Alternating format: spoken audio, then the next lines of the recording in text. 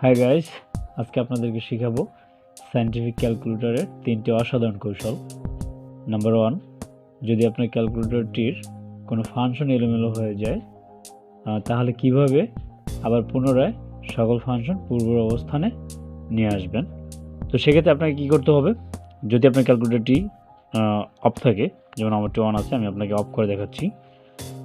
Shift of হয়ে গেছে। এখন আমাকে ক্যালকুলেটরটি প্রথম অন করতে হবে, অন বাটন চাপতে হবে, তারপর অন। তারপর যদি আপনার কোনো সেটিংসে যদি কোনো এলোমেলো হয়ে যায় তখন আপনাকে কি করতে হবে, পূর্ব অবস্থানে আনার জন্য আপনাকে প্রথমে প্রেস করতে হবে, চাপতে হবে শিফট বাটন, এরপরে যেতে হবে 9 বাটন।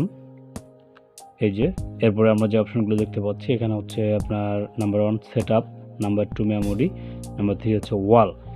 এখন যেহেতু আমাকে সেট আপ করতে হবে, সব কিছু পুনরায় সেট আপ করতে হবে, তখন আমাকে 1 নম্বরে যেতে হবে, যে 1। এরপর হচ্ছে আমরা দেখতে পাচ্ছি যে ক্লিয়ার সেট আপ, তারপর হচ্ছে ইকুয়াল সাইন দেওয়া আছে। এখানে যদি আপনাকে সেট আপ করতে চান পুনরায় তাহলে আপনাকে ইয়েস যদি করতে হয় তাহলে আপনাকে ইকুয়াল বাটন চাপতে হবে। আর যদি আপনি করতে না চান তাহলে আপনাকে এসি বাটন চাপলে এটা ক্যান্সেল হয়ে যাবে। তাহলে যেহেতু আমি পুনরায় ফাংশনটি পুনরায় সেট করতে চাচ্ছি, সেহেতু আমাকে ইকুয়াল সাইন দিতে হবে, ইকুয়াল বাটন চাপতে হবে। যে কমপ্লিট হয়ে গেছে, আমার টোটাল ফাংশনটা আবার পূর্ব অবস্থানে চলে আসছে।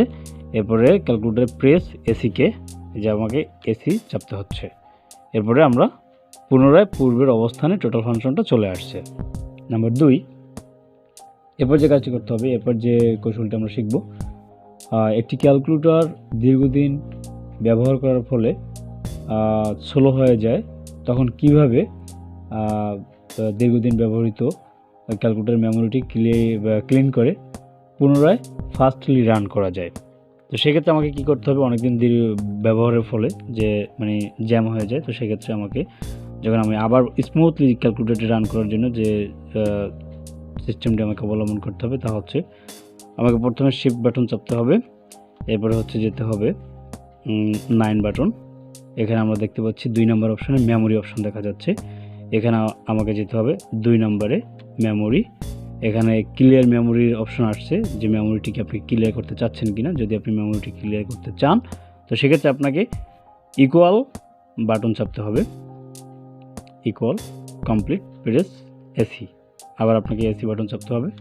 আপনার টোটাল ক্যালকুলেটরটি সব কিছু আপনি যত ম্যাথ করতেছিলেন, এর আগে যত হিসাব নিকাশ ছিল সব কিছু মুছে গিয়ে এখন আবার একদম টোটাল আর ফ্রেশ হয়ে গেছে।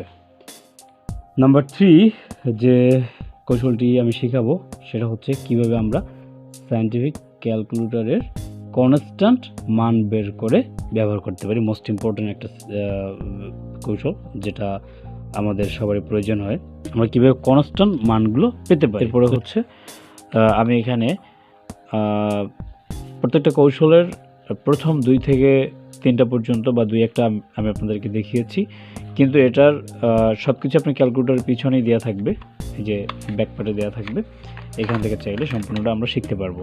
যেমন এখানে প্রথমে দেখতে পাচ্ছি যে এই যে সায়েন্টিফিক কনস্ট্যান্ট, এখানে যদি গিয়ে আপনাকে টোটাল কনস্ট্যান্ট মানগুলো এখানে সিরিয়াল ওয়াইজ দেওয়া আছে 1 থেকে 40 পর্যন্ত। জাস্ট এখানে সব মানগুলো দেওয়া আছে, জাস্ট আপনারা এখানে যেই ডিরেকশনগুলো দেওয়া আছে জাস্ট এই ডিরেকশনগুলো ফলো করলেই আপনি টোটাল কনস্ট্যান্ট মানগুলো 1 থেকে 40 পর্যন্ত পেয়ে যাবেন। দ্বিতীয়ত হচ্ছে ইউনিট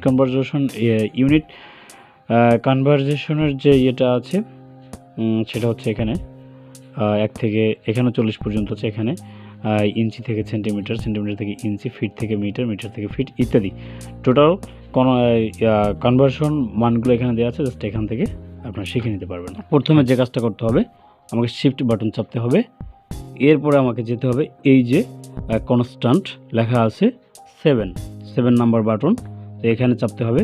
তবে খেয়াল রাখতে হবে শিফট আগে চাপতে হবে, তারপরে হচ্ছে 7 আমি দিলাম। এখানে আসছে কনস্ট্যান্ট নাম্বার 1 থেকে 40 পর্যন্ত কনস্ট্যান্ট বিভিন্ন মান আছে। তো আমি আপনাদেরকে প্রথম দেখাচ্ছি, যেমন আমি যদি মনে করেন একটা প্রোটনের ভর বের করব, ইলেকট্রন, প্রোটন, নিউটন যেগুলো আছে, তো সেখানে যদি 1 নাম্বার দেই 0, 1, এখানে আমরা দেখতে পাচ্ছি যে এমপি লেখা দেখা যাচ্ছে, মানে ম্যাস অফ প্রোটন, মানে প্রোটনের ভর। এখানে যদি আমি ইকুয়াল দিই চলে আসছে যে 1.672621,898 ইন্টু 10⁻27। তো এটা হচ্ছে একটা। এরপর আবার পুনরায় যদি এখানে আবার অন্য একটা, এরপরে হচ্ছে আবার পুনরায় আর একটা উদাহরণ দেখাচ্ছি যে আবার আমাকে শিফট চাপতে হচ্ছে। এরপরে আমি চলে যাচ্ছি 7-এ।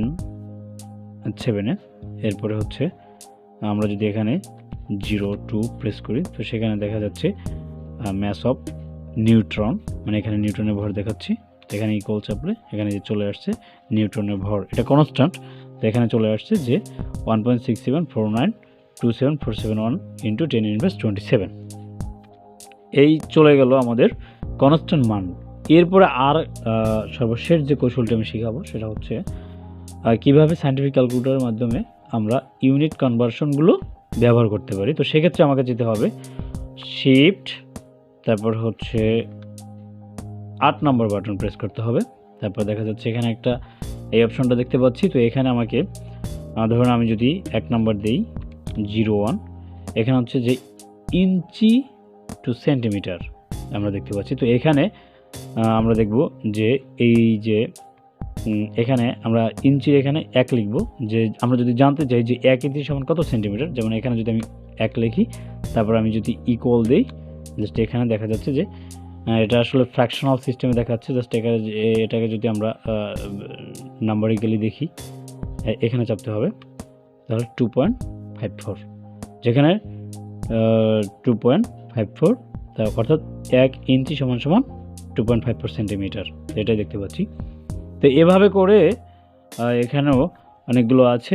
যদি পুনরায় আবার যদি আমরা কোনো একটা ইউনিট কনভার্সন ব্যবহার করতে চাই, তো সেখানে আবার শিফট, তারপর হচ্ছে 8, তারপর হচ্ছে 02, এখানে দেখতে পাচ্ছি যে সেন্টিমিটার থেকে ইঞ্চি।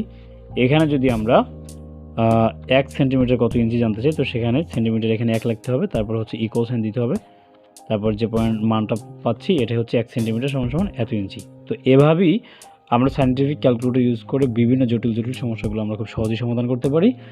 ধন্যবাদ গাইস, সাথে থেকে সম্পূর্ণ ভিডিও দেখার জন্য, পরবর্তী ভিডিও দেখার জন্য আমন্ত্রণ রইল। ক্যালকুলেটর বিষয়ে আরও ডিফারেন্ট বিভিন্ন ভিডিও আমি দিব।